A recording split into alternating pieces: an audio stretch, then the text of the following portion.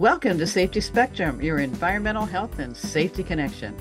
This program is a presentation of the Michigan Safety Conference. For almost a century, the annual conference has provided credible educational opportunities and valuable support to the safety and health practitioner by offering 120 instructional programs along with exhibits highlighting the latest in safety equipment, instrumentation, and demonstrations. To learn more about the conference, please find us at safetyconference.org. Welcome to Safety Spectrum. I'm your host, Sheila Ide. This program is sponsored by the Michigan Safety Conference, and our topic today is Awarding Excellence. It's going to be a little different today, where you have 3 volunteers, including myself, talking about a rewarding aspect of the Michigan Safety Conference. Now, we're going to try to flash some QR codes to take you to the awards section of the website, so hopefully that'll work out. There are many worthy AHS professionals performing important and sometimes impossible tasks to protect the safety and health of employees, in addition to protecting the environment and their employer's bottom line. Being recognized by one's peers is tremendously gratifying and uplifting. There are also outstanding companies that make safety and health a priority. The Michigan Safety Conference considers it part of its mission to support and recognize some of these outstanding individuals and companies. Joining me today is Matt Payne, who is the Safety Director for Ajax Paving Industries since 2019. His previous experience was an EHS professional in the manufacturing industry. Matt serves as chairperson for the 2025 Michigan Safety Conference Award Committee and was awarded the Darrell C. Hill Safety Professional of the Year in 2023. He has a bachelor's of occupational safety and health from Oakland University. Cameron Newkirk is the corporate safety manager at Pumford Construction, a company he has been with since 2018. He was also awarded the Professional Safety Award in 2024 and currently serves on the Conference Award Committee. Cameron and his wife volunteer with the Michigan Special Olympics, and he is a 2024 amateur world champion of Scottish Highland Games. That's interesting. And as for myself, I've got 40 plus years in the EHS and personnel world, working for public utilities, city government, and my last 15 years with Michigan OSHA, where I had the pleasure of facilitating the MyOSHA Training Institute, which I hope you've all heard of and have possibly attended. I also received the Professional Safety Award in 2011. Yep, I've been around a long time, and the Distinguished Service Award in 2022. So thank you for joining me, Matt and Cameron. Thank you for having us. So let's start. Can you want to take a couple minutes and talk about your company, Matt? Sure. So pleasure to be on the podcast today, talking about the awesome awards that the Michigan Safety Conference gives out. So as you mentioned, I've been at Ajax Paving since 2019 as the safety director. So if you don't know about Ajax Paving, we are a highway, street and road paving company. So we pave asphalt and concrete, and we've been around since 1951. So, we're proud to say that we're still a family-owned business, which can be rare these days. We specialize in paving highways and roads. We partner a lot with MDOT for a lot of these projects. Also, Detroit Metro Airport, different airports of all sizes, really. And then we also partner at the county level for roads within their communities. So we're all over the place. You've probably seen us if you do a lot of travel out on the roads. Apologies for any traffic you may have incurred because of our work, but we're working diligently to get the roads fixed. And I love my role, passionate about safety, love working with the employees every day. First and foremost, working on the safety culture is something that is my favorite part of the day, going job to job, checking in with the guys and gals that are building our road, making sure that they understand that safety is number one and that our culture is number one. So that's one of the things I enjoy the most. But as any other typical safety professional, there's still, the basic things that I'm doing. So, making sure that we're assessing our risk, compliance, getting the best training in front of our employees during the winter months are some of the other things that I do as well. You mentioned about family-owned business and how unusual that is. Small businesses are like the heartbeat of the country. Actually, there's more small business than the giant businesses, and so they're the ones that keep everything running. Absolutely. Cameron, you want to talk about your company? Yeah, thanks for having me. So I work for Pumford Construction. We're out of Saginaw, Michigan. We're a commercial industrial general contractor. We do a lot in concrete and masonry work, but we also have our own in-house carpenters, laborers, cement finishers, masons. We've got some site work, and we do a lot of scaffolding now too. Work a lot with Consumers Energy, Michigan Sugar, big companies like that. But we also work with the small local companies as well, doing new builds, design build, in-house architect and structural engineer and things like that. So my role here, I've been the safety manager for I think going on 4 years now, pretty close to 4 years. So I have been here since 2018. I started as a safety rep here and worked my way up, but now I'm kind of in the role of ensuring that our safety program is effective and that we're implementing it in a way that works well with our work in the field. That way we can, maintain productivity.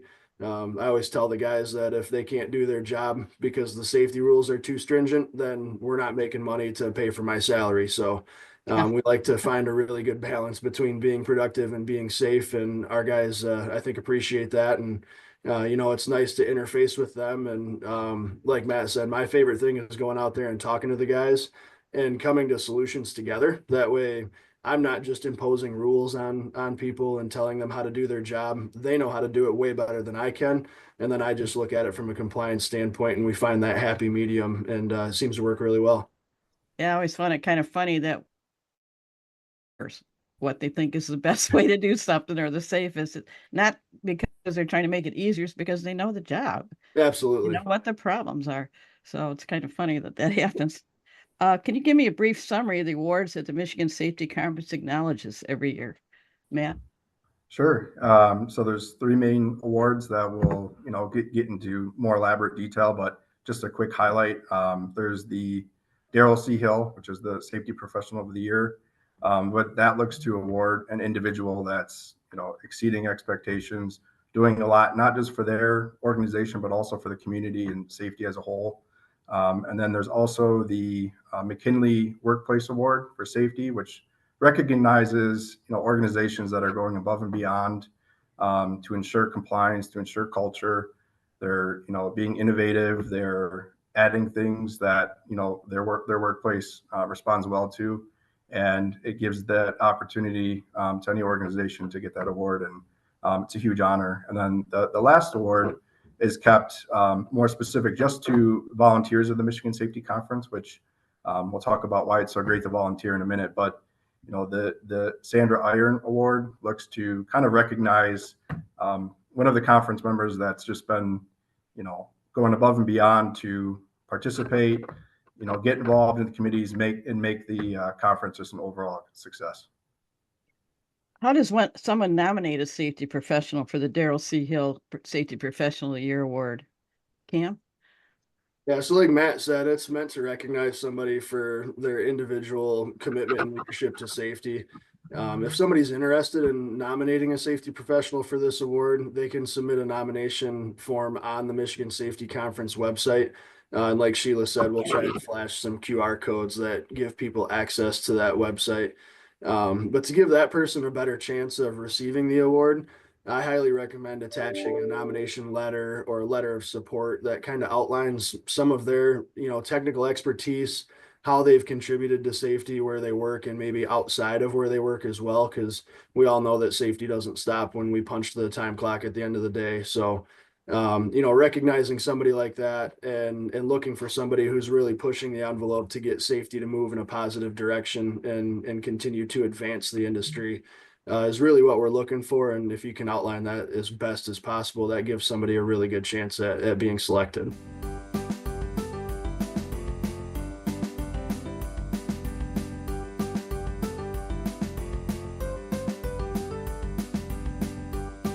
Why would a safety professional want to win this award? I think that was yours, Cam.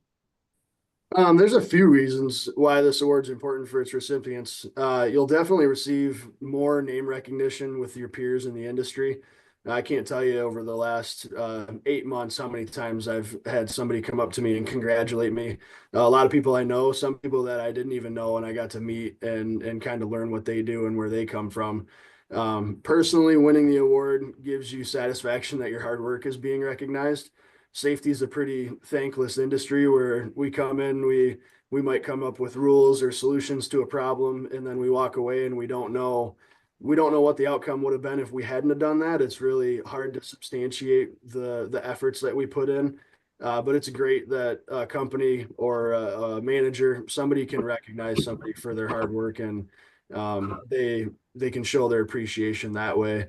It's also given me a ton of opportunities to network with people like Matt and other people, volunteers at the Michigan Safety Conference. And now I know I've got probably 24 more people that I can call if I have a problem. And if I don't know how to find a solution, I've got people in my corner that'll help me out, no questions asked. So that's pretty awesome to have that, going to bat for somebody.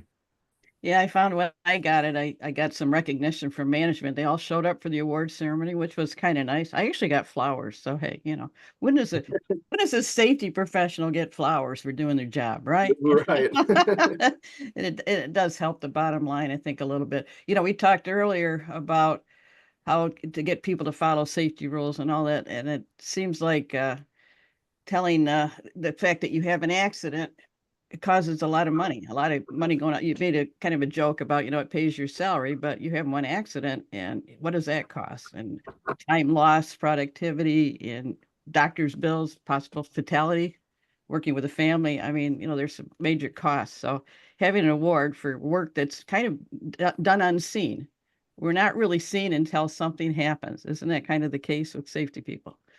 Yeah, right. It Yeah. can be. Being proactive is the best option, but it's not always possible. We're only one or two people, depending on how big your department is. It can definitely slow things down. So that's why the conference is so good at recognizing the work that we do. I mean, it's really great to get it from our peers. Absolutely. So you tell me about your experience when you won the award. Yeah, this past 8 months, I mean, I found out probably end of February that I was going to be the recipient, which was amazing. But it's been nothing short of fantastic, from the president's dinner and awards ceremony, meeting everybody there, kind of getting more involved in the safety conference. I've been an attendee for a few years now, but being more involved on the back end and helping kind of set that up to be more successful and get more committees, get involved in more committees so we can get better topics and keep things as current as possible has been fun. But just getting to know other leaders in the safety conference and the safety industry as a whole, like I said, that networking is just absolutely, you can't put a price on that. It's great to have people that you can reach out to and learn from, because no matter how long you've been in the industry, there's always something new to learn, and that's what's keeping me fresh in my role here.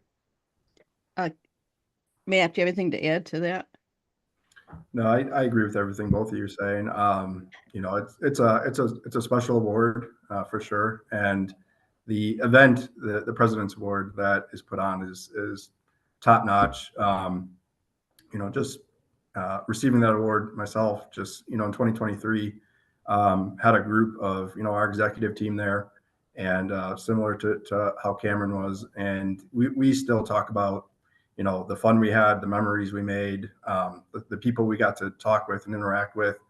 And, really the beauty of it is you're in a room with the highest level of safety professionals. So bring questions with you, even, when you're there, because it's a great opportunity to benchmark, and if it's someone in a different industry, there's going to be a lot of good input, and I guarantee you that you'll learn something new, and you'll find a new solution or something that you hadn't thought of. So there's a lot of good times, and outside of that, the food and the drinks are great too. So it's just Well, you got to remember to entertain people. yeah.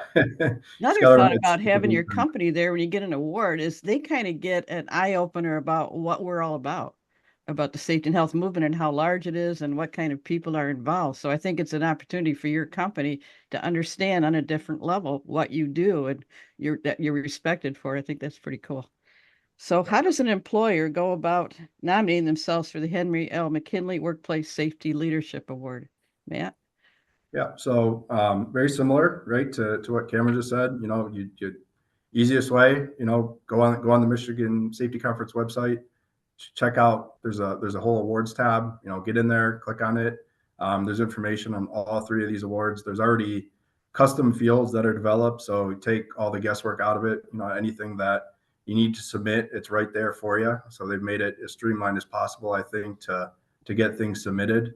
And, there's criteria, of course, some basic things that an employer would need to show or to be eligible. But, if you're showing, that you have a strong leadership team and you have commitment and you can demonstrate that, that's one of the key things. Having, leading indicators, showing evidence that you've got a fit with your culture and how you interact with your employees and your culture is another key element. And then there's some basic, making sure you haven't had any, significant OSHA violations in the last 5 years, things like that. So, it's like I said, they make it really streamlined. So that's the great thing about it. There's no guesswork, and just get on there and submit your information. And, we want this to be a tough decision, right? We want a lot of organizations going after this award, because there's a lot of organizations that they may not know about it, but it does exist, and it is the premier workplace safety award. So outside of that, this is a Michigan-based conference, so you do have to be a Michigan. You have to have business in Michigan. So that's the other thing. I'm glad you mentioned that there's other things besides looking at an incident rate. That's the old world. It's about leading indicators, not lagging. So glad to hear that's a lot about check. A lot of it sounds like, you ever heard of the Michigan Voluntary Protection Program? Those are Yes. the companies that MyOSHA awards the best of the best. And you talked about the 7-ish, the different things that you should be good at to be able to even apply for that kind of an award, where you've got employee involvement, management commitment, health and safety training. There's a lot of things like that, risk analysis, all of that is figured into this award, right? Absolutely. Yeah, you hit the nail on the head. That's exactly what we'd be looking for. Great. So I think back when they started, it was an incident thing, but that's the way we used to think 20 years ago. But it's not about your failures, it's about your successes. Absolutely. This award went through a kind of just a little backstory. A major rehaul just in 2023 was when we kind of started that. That was my first year on the awards committee, and it was led by Mike Eckert at the time, and we put a lot of work into kind of updating the language and the criteria for the awards, because you're absolutely right. I mean, it's not just about EMR and OSHA recordables. There's a lot more to safety and to business these days. So we made a huge overhaul on a lot of the awards to make sure that we're not just focused on reactive, EMR recordable things, that we're looking at culture, leadership, and innovation, kind of the key cornerstone thing. So I was going to say the C word, culture. Absolutely. culture.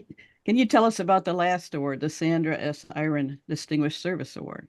Yeah, so this is an award, like I said, first and foremost, before I get into that, this conference is all volunteer based, right? So, myself, you, Sheila, Cameron, we're just, we are dedicated, extra time to make this the best conference that it can be, so people can learn and grow from this conference and show up and say, hey, I learned, a bunch of different things. I had a great time and I had a great network and I met new people. So it's all volunteer based. So a lot of people on this conference have been doing this for decades. Me and Cameron are kind of the newbies in terms of how long we've been part of it, but we see the importance of this conference, and I'm not sure when the award was developed, but the Sandra Iron looks to, award somebody that's been a volunteer that makes this conference the best that it can be. And that's important because without our volunteers, the conference just simply doesn't exist. So, someone that's been on several different committees, if they've served on, the board of directors, or however they've been involved doing presentations, because, if you don't know, the conference is all, we go there mainly to see the presentations and all the outstanding individuals that are educating professionals, even if you're not in safety, whatever your role is within your organization. There's all these different divisions that security, fire, environmental, safety, risk management. So there's something for everybody, and we get a lot of excellent volunteers that are kind of the subject matter experts in these topics. And the Sandra Iron looks to just recognize and thank one of those individuals that's been kind of putting the hard work in to make the conference what it is. And you're nominated by someone in the conference, which is even nicer. And Sandy Iron was the long-term executive director for the conference when I first started out, the role that Denise McGinn now plays. So it's totally married to the conference, and it's kind of nice to get that one. So we've talked about a lot, but let's talk about it some more. How does someone get involved in volunteering with the Michigan Safety Conference, and what has been your experience, Cam? The easiest way to get involved is to be an award recipient and get hooked into it. If you guys ever get a chance to meet Mike Eckert, like Matt mentioned, he'll get you hook, line, and sinker, but it's definitely worth it. There's also a volunteer interest form on the conference website. We keep directing a lot of people back to that, but that's really is the hub for all of this information. So another great way to get involved is to attend the conference, talk to committee volunteers in the respective rooms that you're interested in. If you stop after a session, they can always help you direct to the person to talk to get involved, especially if you want to get involved in a more niche role, if you whether construction or fire or security, if one of those divisions is really where you think you could offer the most amount of help, talking to the people in those rooms is the best option, and they'll get you set up with whoever you need to get involved, and they'll welcome you with open arms too. I haven't had anybody turn away extra help, I'll tell you that. Well, there are 170 of us, but there's 20 divisions. So yeah, one we haven't mentioned is industrial hygiene. We've got a very active group in the industrial hygiene. So they've got their own track of programs that work towards their certifications every year. That's another aspect of it. You actually can get certification CEUs for attending all of these classes. So that's pretty cool. And it's pretty simple to do. It's all done online, and every class you attend works for a CEU. So that's good. Matt, what do you think about volunteering? I think you guys both covered it pretty good. It really is simple. If you're not involved, to get involved, you're going to be a better professional after. I can guarantee it. I can guarantee you that because for instance, this is it's going to push you into new things too. I think it'll challenge the way you think, and you'll learn a lot from others. And for instance, I've never done a podcast before. So here I am, part of the conference and on my first podcast, which, hey, new experience, new growth, right? So this is just a small example of what the conference has done. I joined the conference when I was a wee little safety professional, and there wasn't a whole lot out there. And I went to this conference, and I could call up GM or Ford and say, "If you guys ever done this program, absolutely, we can send you the whole thing. We've tried it, tested it, it works good." So for somebody like me who was a novice to the whole thing, and like you say, you folks are new to it, to have somebody you could call up because you met them at the conference was just an amazing advantage. So the early days just really helped me out tremendously in meeting people and getting to know them and the whole program. And I learned a lot. Like you say, every time you go, you learn something new. I did a podcast about lithium batteries, scared the heck out of me. So, so maybe some things I don't want to learn, but there you go. So why do you think this is important to promote the conference and the awards? I think the awards in general are important to recognize the efforts. Like I said earlier, safety is a lot of a thankless industry where you never really can substantiate how much you're moving the needle. For the most part, you can with leading indicators, and obviously your incidence rates will drop if you're doing a good job, but that's pretty much it. So if we can continue to recognize the people that are moving the needle in the right direction, and it'll continue to move in a positive direction, the world's never going to be less safe, right? We're never going to show up to work and we're going to say, "Oh, we're not doing that anymore. We're not going to wear hard hats." That we're not going to ever go backwards. So recognizing individuals who are paving the way for the others in the industry to succeed and come up after us, that's the important overall, culture driver for our workforce. You have any thoughts, final thoughts on that, Matt?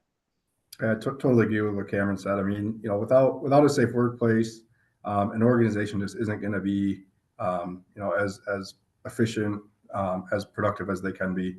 if you're not operating safety. So, come out to the conference, learn a little bit about safety, meet some professionals that can, possibly help you out, in that situation to grow your business in the safety world.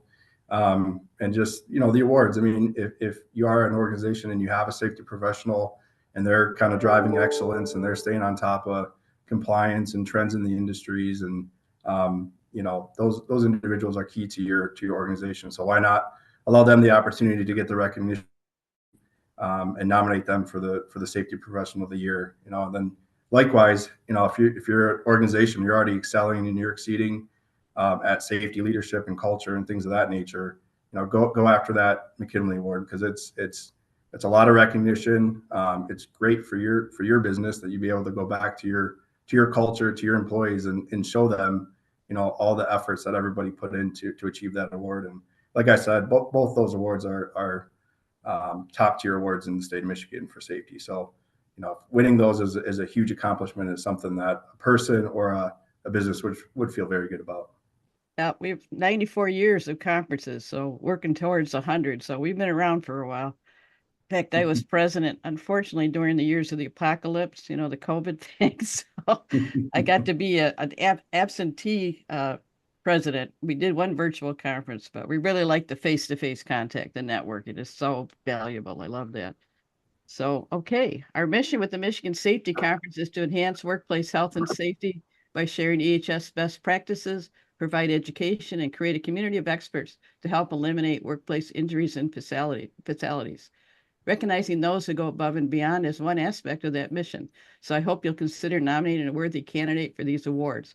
I'd like to thank Matt Payne from Ajax Paving and Cameron Newkirk from Pumford Construction for sharing their thoughts and experiences. If you have any questions about this podcast, you would like to be a guest or sponsor one of our podcasts, or have any other questions, and check out the QR code for the awards. Information can be found on our website as well at michsafetyconference.org. Thank you for listening to Safety Spectrum. This is Sheila Ide.